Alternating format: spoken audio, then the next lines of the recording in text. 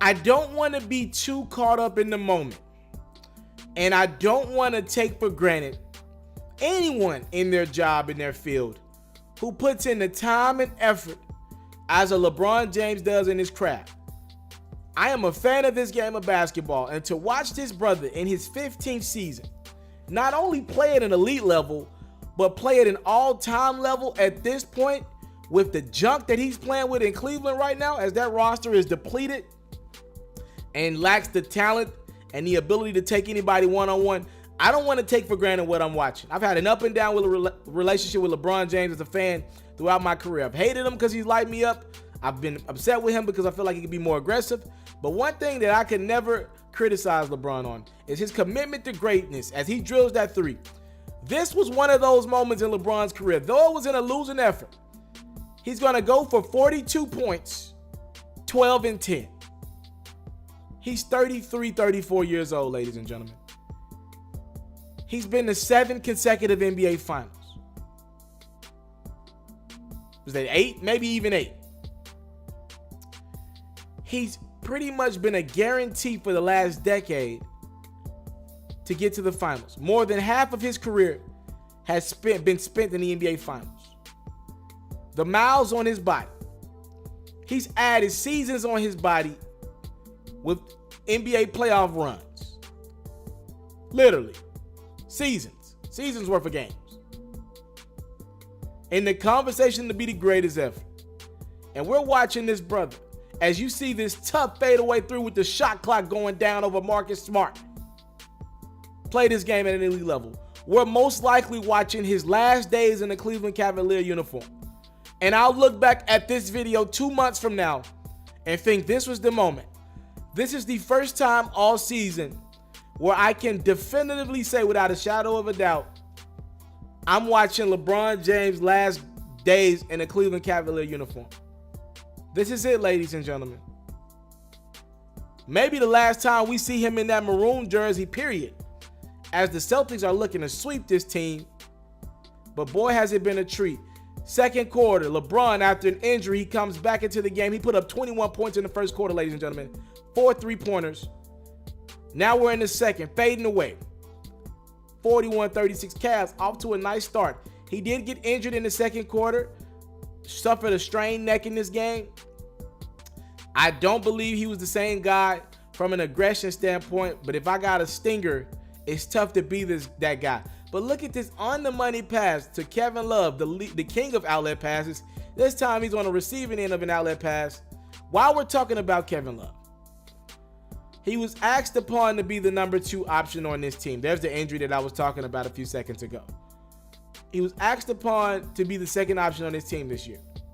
He has not been able to fulfill that role. It's not working out. Kevin Love's got a lot of miles on his body, nowhere close to the miles LeBron does, but it's not working out. Something about his body just has not been treated properly to withstand the beating that he's taken over the years. And most are not. LeBron's just superhuman. I said all that to say, the run with Kevin Love has been nice. The run with this Cleveland Cavalier bunch has been what I deem historic. But we're at the end of it. Honest to God truth, the moment Kyrie Irving decided to walk away from this team, looking back on it now, it was the beginning of the end. This team lacks depth. A lot of nights I'm looking at this LeBron James team and I'm thinking to myself, these guys would be better off playing for someone else. I look at a guy like Jay Crowder, who had a good season with this same Boston Celtics team last year. He came to Cleveland and he was a shell of himself. He goes to Utah in a trade that brings over Rodney Hood. And Jay Crowder is playing at the same level, if not better, for the Jazz in the playoffs this year. But what changed? You think if you're playing with LeBron James, you play your best basketball over playing with a rookie and Donovan Mitchell and a selfish 5'9" Isaiah Thomas. Well, let me break it down to you. LeBron's greatness has been the biggest asset to his game and also the biggest weakness to his teammates. As LeBron makes the pass to Jeff Green here, the Cavs are going to take a nice little lead going into the half, up 7-8. These guys are babysitted by LeBron James. When LeBron is on your team, for good or for bad, he is the system. And maybe that could work a few years ago, but I don't know if that can win a championship in this day and age in the NBA. Look at how that Boston Celtics team is currently constructed. Everybody on that court right now can knock down a three.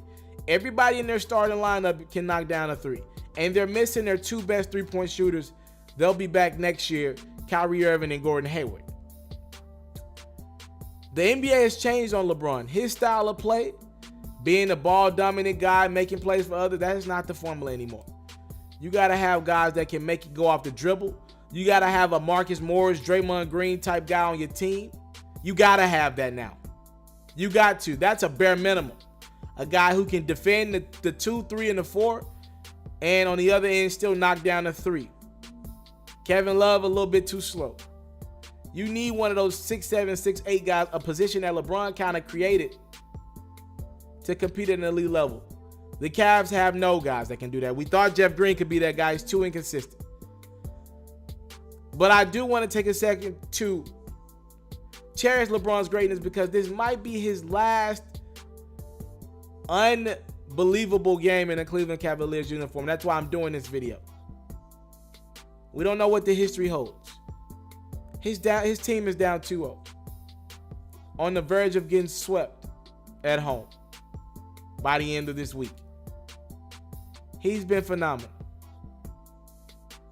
And won their King James. Look at this play, man. Look at this. The ability to go up and under, use the rim to his advantage. He's been great. But no one else has been great. And I got to ignore what happened against the Toronto Raptors, because I think more or less they're scared of this Cleveland Cavaliers team. As LeBron with the nice dish to Jeff Green. But I will remember this playoff run as one of LeBron's best runs that will end short. As LeBron, he's looking for somebody. He gets his rock back. Nice dish here to Kevin Love. You just don't have enough. LeBron essentially put up half his team points. He had 42. They're sitting on 84 right now, with 5 minutes to go in the fourth quarter. At worst, he's the third greatest athlete of all time, in my opinion. At best, he's the greatest we've ever seen with 2 eyes. Right now, I'll go Michael Jordan.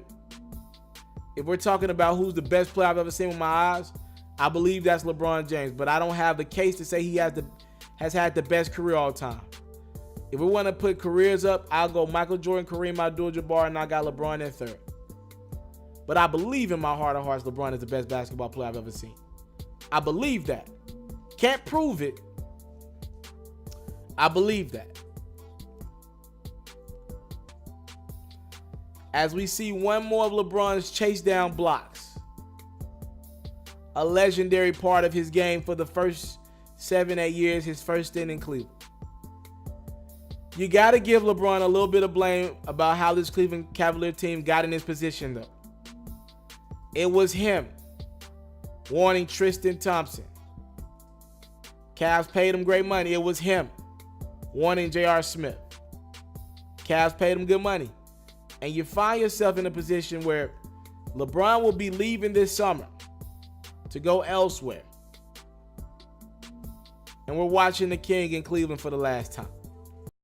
I want to salute you, homie, for building your own thing and doing your own thing, creating your own platform, your own website. I got one life to live out my dreams, and I'm giving this thing all I got. I interview celebrities. I talk sports. I represent the culture. Right now you're turning up on MrTaliaferro.com, shawty.